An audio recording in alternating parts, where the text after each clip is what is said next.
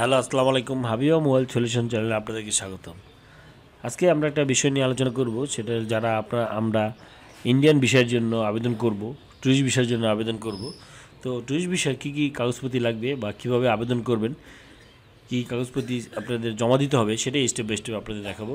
তো আজকে ভিডিওটা হলো আপনাদের কী কী কাগজ লাগবে সেই সম্পর্কে।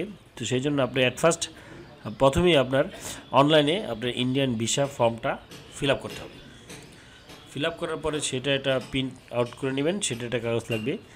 দেন তারপরে লাগবে হলো আপনার click subscriber button and press the bell icon for more information. National ID card অথবা বার্থ সার্টিফিকেট বা জন্ম নিবন্ধন বা জাতীয় পরিচয়পত্র। তো এখানে দুইটার কোনটা লাগবে? যেটা লাগবে সেটা হলো আপনি পাসপোর্ট করছেন কী দিয়ে, জন্ম নিবন্ধন দিয়ে না জাতীয় পরিচয়পত্র দিয়ে। যদি আপনার জন্ম নিবন্ধন দিয়ে করে থাকেন তাহলে অবশ্যই জন্ম নিবন্ধনের ফটোকপি জমা দিতে হবে।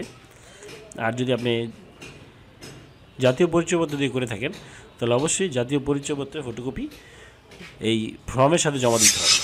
এখন আপনি যদি জন্ম নিবন্ধন দিয়ে করে থাকেন আর যদি আইডি কার্ডের ফটোকপি জমা দেন তাহলে কিন্তু আপনার ভিসা পাবেন না বা জমা নেবে না। সেক্ষেত্রে আপনি পাসপোর্ট যেটা দিয়ে করছেন সেটার ডকুমেন্টটাই কিন্তু জমা দিতে হবে। জন্ম নিবন্ধন হলে জন্ম নিবন্ধন জমা দিবেন, যদি বার্থ সার্টিফিকেট হয় বা ন্যাশনাল আইডি কার্ড হয় তাহলে সেটা ন্যাশনাল আইডি কার্ডেই জমা দিবেন। তো সেকেন্ড আসি হলো আপনার পেজেন্ট অ্যাড্রেস। আমরা যখন ফর্মটা ফিল আপ করবো তখন একটা পেজেন্ট অ্যাড্রেস দিতে হবে আপনাকে। আর পার্মানেন্ট অ্যাড্রেস তো আপনি পাসপোর্ট অনুযায়ী যেটা আছে সেটাই দেবেন, সেটা তো আর এডিট করার কোনো অপশন নেই। পেজেন্ট অ্যাড্রেস আপনি যে কোনো সময় নতুন পেজেন্ট অ্যাড্রেস দিতে পারেন।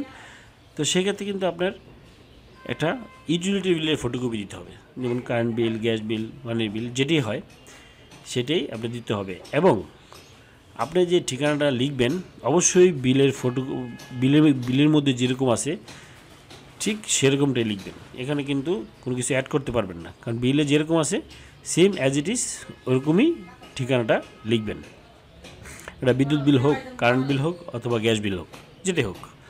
আচ্ছা, থার্ড আসছিল আপনার প্রফেশনের ক্ষেত্রে আপনি কী প্রফেশন, আপনি যখন ফর্মটা ফিল আপ করবেন তখন আপনি কী প্রফেশন আমরা দিই। স্টুডেন্ট দিলে অবশ্যই স্টুডেন্ট আইডি কার্ডের ফটোকপি দিতে হবে এবং সেটা ভ্যালিড হতে হবে।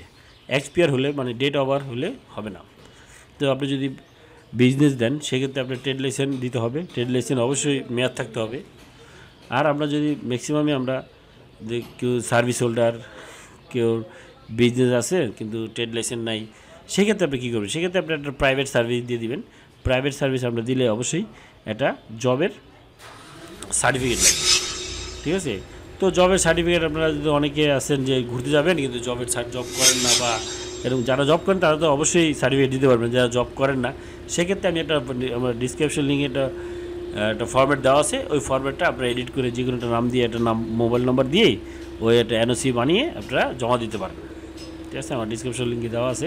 এবং সেক্ষেত্রে যেখানে যে মোবাইল নাম্বারটা দেবেন আপনারা, মোবাইল নাম্বারটা অ্যাম্বাসি অনেক সময় ফোন করে থাকে, তো অবশ্যই ভ্যালিড ফোন নম্বর দিবেন। হ্যাঁ, দেন তারপরে আসি হলো আপনার ব্যাঙ্ক স্টেটমেন্ট অথবা ডলার এন্ডোর্সমেন্ট। ব্যাঙ্ক স্টেটমেন্ট অবশ্যই আপনি যদি অ্যাপ্লিকেশন করে থাকেন ট্যুরিস্ট ভিসার জন্য, তো আপনি যে 18 বছরের উপরে অবশ্যই আপনি আপনার ব্যাঙ্ক স্টেটমেন্ট আপনার নিজের নামে জমা দিতে হবে। আর যদি ব্যাঙ্ক স্টেটমেন্ট না করেন তাহলে সেক্ষেত্রে আপনি ডলার ইনভেস্টমেন্ট করতে হবে। $150 উপরে করবেন সবসময় আপনারা। তো ব্যাঙ্ক স্টেটমেন্ট, ডলার ইনভেস্টমেন্টের ক্ষেত্রে যেটা বলে রাখি সেটা অবশ্যই আপনারা কোনো দোকান থেকে করবেন না। ব্যাঙ্ক স্টেটমেন্ট অবশ্যই ব্যাঙ্ক থেকে করবেন। ব্যাঙ্ক থেকে একটা সার্টিফিকেট দিবে এবং আপনার পাসপোর্টের পিছনে সিলো মেরে দেবে যে আপনি ডলার ইনভেস্টমেন্ট করছেন। হুএমআই কনসেপ্ট একটা সার্টিফিকেট দিবে আপনার ব্যাঙ্ক থেকে। তো ব্যাঙ্ক থেকে আপনারা ডলার ইনভেস্টমেন্টটা করবেন। আর ব্যাঙ্ক স্টেটমেন্ট তো আপনি ব্যাঙ্ক থেকে নেবেনই, ব্যাঙ্ক থেকে নিয়ে ব্যাঙ্ক সিল সাপোর্ট দিয়ে দিবে। দেন তারপরে আসিল আপনার এটা একটা জমা দিতে হবে। দেন আপনার হলো পাসপোর্টের ফটোকপি, ঠিক আছে? পাসপোর্টের ফটোকপি অবশ্যই জমা দিবেন। যদি এর আগে আপনি ইন্ডিয়া যেয়ে থাকেন সেক্ষেত্রে আপনার ওই ভিসার ফটোকপিটা আপনারা দিয়ে দিবেন, ঠিক আছে? ফর্মে তো ফিল আপ করবেনই যদি আগে যেয়ে থাকেন তাহলেও। আর অ্যাপ্লিকেশনের সাথে আপনারা ওই পাসপোর্টের ফটোকপি দিবেন, পার্সোনাল ইনফরমেশন পেজের, এবং আপনি যে ইন্ডিয়া গেছেন এর আগে যে ভিসাটা আছে ওই ভিসাটার একটা ফটোকপি সাথে লাগিয়ে দিবেন। আরেকটা কথা বলে রাখি, যদি আপনার পাসপোর্ট হারিয়ে থাকে, যদি এর আগে পাসপোর্ট হারিয়ে গেছেন তাহলে অবশ্যই জিটির কপি এবং লস্ট সার্কুলার মানে পাসপোর্ট অফিস থেকে এটা লস্ট সার্কুলার আপনি অবশ্যই অ্যাড করে দিতে পারেন, কারণ আপনি আগের পাসপোর্টটা হারিয়ে ফেলছেন।